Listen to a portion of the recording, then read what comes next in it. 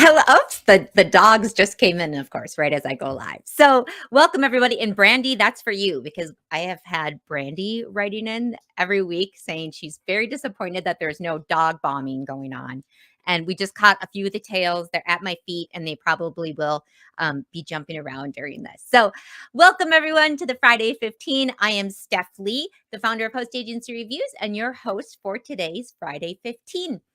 If you have questions for a future Friday 15, you can either drop them in the comments, send us an email at hello@hostagencyreviews, or go to hostagencyreviews.com/Friday 15. So many different options. Oh.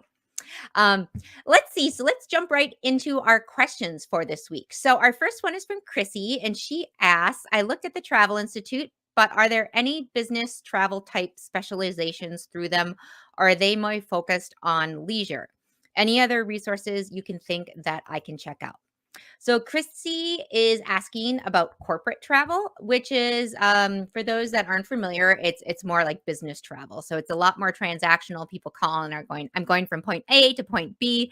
Take me there, book my hotel, bam. None of this trying to decide on the best destination and which resorts are going to be better. So, Chrissy, the Travel Institute focuses a lot more on leisure. I'm not aware of them having any corporate specialties or trainings on that. If anyone has a different experience, please drop it in the comments or drop me a note so that I know for future episodes. But Chrissy, there are some other things I would recommend. So the first one is GBTA, or the Global Business Travel Association. They're kind of the business side, the association on that side. They have a professional certification. It's called the GTP, I think. I'm going to put a link to that. That would be a great one to do. The other GBTA also has kind of an academy for people, and it's broken down into 3 different kind of groups. So if I think it's something like 0 to 3 years, take this classes, like 3 to 10, take this, 10 years plus. They're focusing on different things. So I'll put a link into that as well. It would be a great resource. So the GBTA is one. For if someone is brand new to corporate and you're looking to train them, I would also recommend ASTA's Roadmap to Becoming a Travel Advisor course. Now, it doesn't specifically focus on corporate. It kind of gives a lay of the land for the whole industry. So it's a good way, even though there is a lot of leisure stuff in there, it's a good way for someone to be able to see how all the pieces of the puzzle fit together and kind of make sense on that end. So I'll put the link to that. It's at asta.org/become. And if you use the promo code HAR149, you can get it for 50% off because that was a course we worked with them on. Oh, you know what? Actually, Chrissy, Hopper just came out. If you're not familiar with Hopper, it's like an online booking engine. Hopper, which by the way is super embarrassing because I was at an ARC or an art conference and I was in the elevator with someone and I was making conversation and I like was like, "Oh, where are you working?" He was like, "Hopper." And I was like, "Oh, I've never heard of it." And this was a few years ago, but I was still behind on the times. He's like, "Oh, we sell," essentially he was like, "We sell tons and tons of travel and are a really big OTA." And I was super embarrassed. I didn't know that. So anyhow, let's see. Hopper just came out with a travel agent training program that's very specific to corporate. I haven't had a chance to take a look at it yet. I did look at the overview on it and what was included, and yeah, it was really great. It seemed really great. So actually, you know what? Let me share my screen because I'll show you what it is.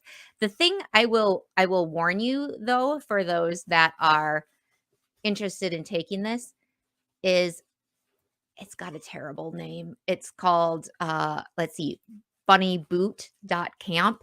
You know what? It's just awful. So you can go to the Bunny Boot Camp and learn a little bit. But here I think I'm sharing my screen. Oh no, I'm not. Okay. Here we go. Here's Bunny Boot Camp.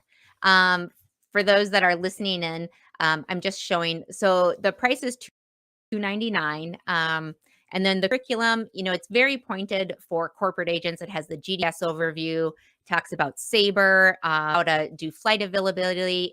It's much more in depth from what I've seen from other places that claim to teach the GDS. It talks about P&R creation, fares and ticketing, booking hotels. So that could be something else to check out as well. And if you have taken any of these trainings, I would love to hear about your experiences. So please drop them in the comments or drop us a note. All right.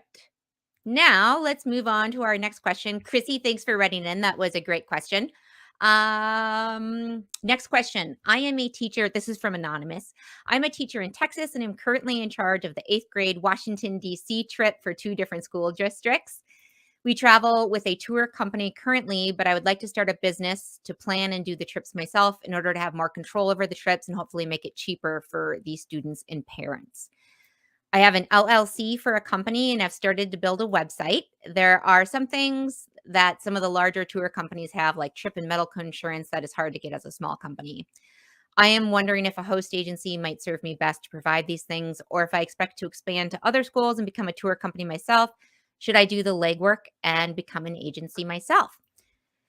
So, Anonymous, a couple questions or a couple comments with what you're saying. So the first thing is when I read that you want to do the trips in order to have more control of them. That makes a lot of sense because if you're the booking agent, you can do a lot with the reservations and don't have to wait on anybody. The other part of your sentence, though, is hopefully making it cheaper for students and parents. And that is likely not something that's going to happen unless you're cutting into your commissions, which I would not recommend because it's a lot of work to do these groups. You provide a great service and you're going to get them the best deal that you can. So that's the first thing I would say is that don't do it, number one, to make it cheaper for the students and parents. Because it's probably not going to be. If you I'm going to put a link into our article on commissions, and that way you can get an idea of what you can expect for commissions. They're likely just booking hotel rooms, and those usually are around 10% commission. So there's not tons of room to play with there. Let's see. The next thing I'm reading through, and when you talk about it's hard to get the trip and medical insurance as a small company, but the tour operators can have it. Great news on that front, Anonymous. So you are able to book trip and medical insurance, kind of the same thing, with your bookings. If you go with a host agency, which is what I would recommend for you as you're starting out, you'll be able to use their suppliers that do the trip and medical insurance. Oh, if you're hearing squeaking, that's just Orion in the background squeaking his toy. Brandy, he's really calling out to you this time. So let's see. Where was I? Okay. Tour companies that have trip and medical insurance. So I would go through a host agency for that. That is not something that's exclusive to larger companies. And then the last thing, you're wondering if the host agency would be best as you get older and expand to other schools, or if you want to become a tour operator company yourself.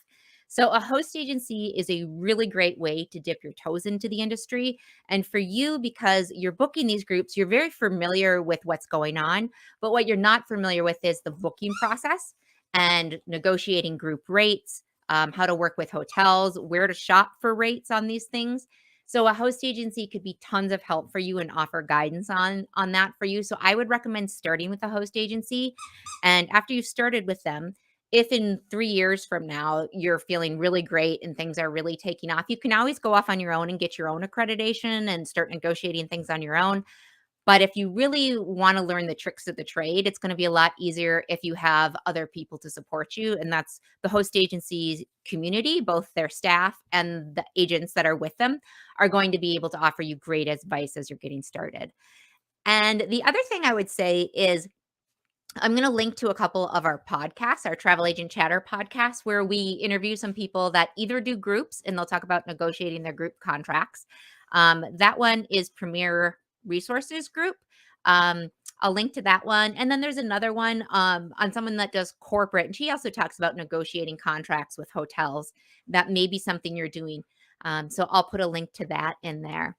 And then the last thing I think might be helpful to you, because when I hear your question on wanting to do the trip yourself to save money for the students and parents, which is very noble and wonderful. But I also want you to understand the value that you're providing, because that's important as you're going forward. You don't need to charge necessarily a huge premium for your service, but you are providing something that's very tangible and very helpful, especially in the era of COVID.